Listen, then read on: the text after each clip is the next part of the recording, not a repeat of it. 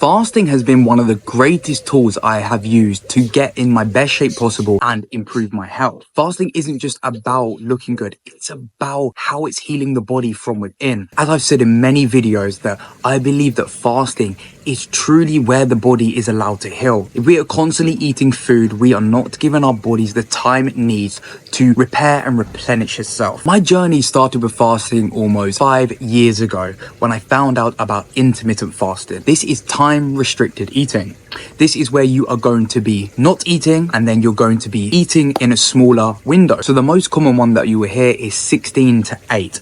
And this is the first one I started off. Before I started fasting, I used to believe that if you fasted and then ate, your body would just put on all the fat that it burned. But that is far from the truth. And a lot of people believe this, that if you fast, your body's just going to put the weight back on because that's how the body works. Really, it's not how the body works. The body is very efficient at burning its own fat.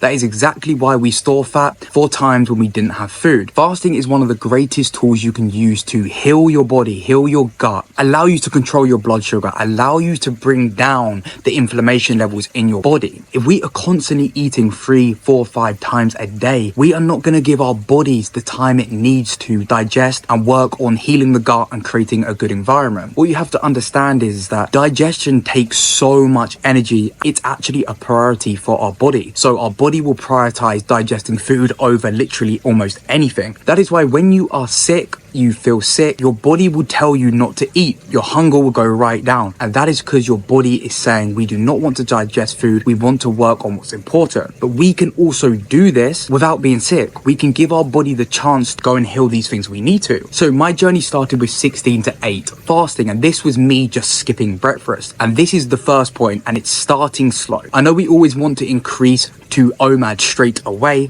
but this is not something that is optimal. We must prime our body first. We must get comfortable with fasting. We must allow our body to get more fat adapted before trying these long fasts. If you know, recently I just went 3 days without food, but that is not how it started. I started very small, and that was at 16:8. I was having my last meal at 8 p.m. and then I was fasting till 12 p.m. and that just was very, very easy to comprehend. It was very easy to follow. I was never someone that was that hungry in the morning. A lot of people ask me, Harry, how do we get to the OMAD? And this is taking it in stages. You can't just go all the way to OMAD. Now, your body is capable of doing it, but it's going to be very, very uncomfortable for the average person. We want to work on building up to the OMAD so then we can get the benefits that we want to see from fasting. Some of the benefits from fasting I have experienced. Weight loss, I lost almost 50 pounds following a fasting protocol. It's also helped with my inflammation levels. It's also helped with my gut. My gut was something that I really had to heal. I had many issues with my gut, and I had to go through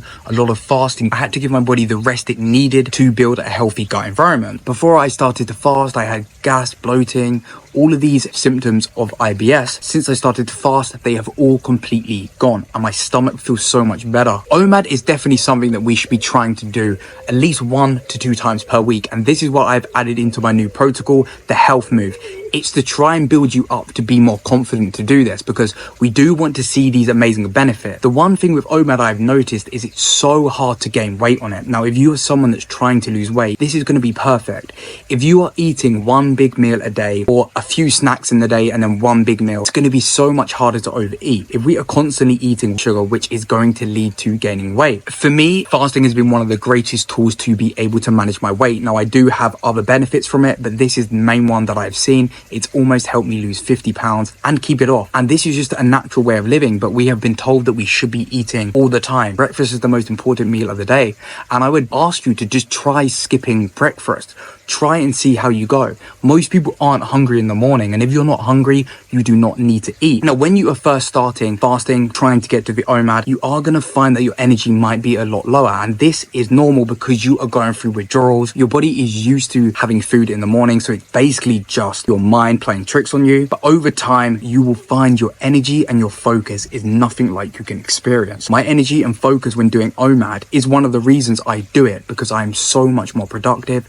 I feel happy, my energy is better. If I have a meal in the day, I do feel a bit slumpish. No matter if it's a low carb meal, I still will. And that's just a biological evolutionary thing. But that is one of the reasons I do OMAD, is because it keeps my energy so focused. I'm so sharp all day long. My work productivity has 2 3 times the amount it was before. So the second step to OMAD is making sure you are sufficiently hydrated. If you are going to go on a longer fast, you need to make sure you are hydrating. You can't just be hydrating with water. We need to be making sure we're having electrolytes. Now, if we are not eating food, we are going to excrete a lot more sodium. It's just natural. When your body starts to burn ketones, you will burn more sodium than if you were running on glucose. This is very normal. So what you have to do is overcome that, and you need to be adding salt into your water. Salt is going to contain the electrolytes you need to help you fast sufficiently. And most people get hungry or they get lightheaded when fasting long periods. And this is simply because their electrolytes are low. So either you can buy an electrolyte powder, but for the normal person, you can literally get some sea salt from the supermarket, and this will completely get rid of it and your focus will come back. The third step is making sure you are active. Most of the time we get hungry or we get cravings because we're bored or emotional. This is one thing that fasting really helps with, is understand your signals of actual hunger and when you are just bored. For me, most of the time I just get bored and then I get hungry. It's normal. You just want something to do. But what I do is I'll go and take some salt water, and then instantly my hunger will go and everything will go, and I'll be like, okay,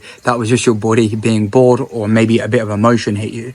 So what you need to do is make sure you're busy. Make sure you are not just focusing on your food. Our ancestors were never just sitting there watching the clock going, oh, I'm going to eat in 2 hours or 3 hours. Don't focus on it. Just go about your day, do your work, understand that your body is capable of doing this and that it is very good for your body. And over time, you will become more and more adapted and you won't think about food. For me now, I don't even think about food until really around 5 p.m., which is around the time I break my fast. And this has just become so optimal for me. I work in the day, I get so much work done. And then by the time my work's done, I'm ready to eat. I'm not stressing over it, looking at the clock. I'm not going that crazy about it. Fasting is a lifestyle. It's not just about time restricted eating. You have to put it into your daily routine to make it work. If we are not consistent with it, then we are not going to get the results we want to see. The fourth one is, what should you break your fast with? I'm telling a lot of people on my Instagram, because people ask me many questions about one meal a day and what to do and what do you eat in a day? Do you get enough calories? I do have little snacks in the day. So what I will do is around 2 hours before my meal, I might have a smoothie or something to increase my calories, just to get my digestive system working a bit better before I have my big meal. Now, it's important that when you are breaking your fast, you are having proteins and fat,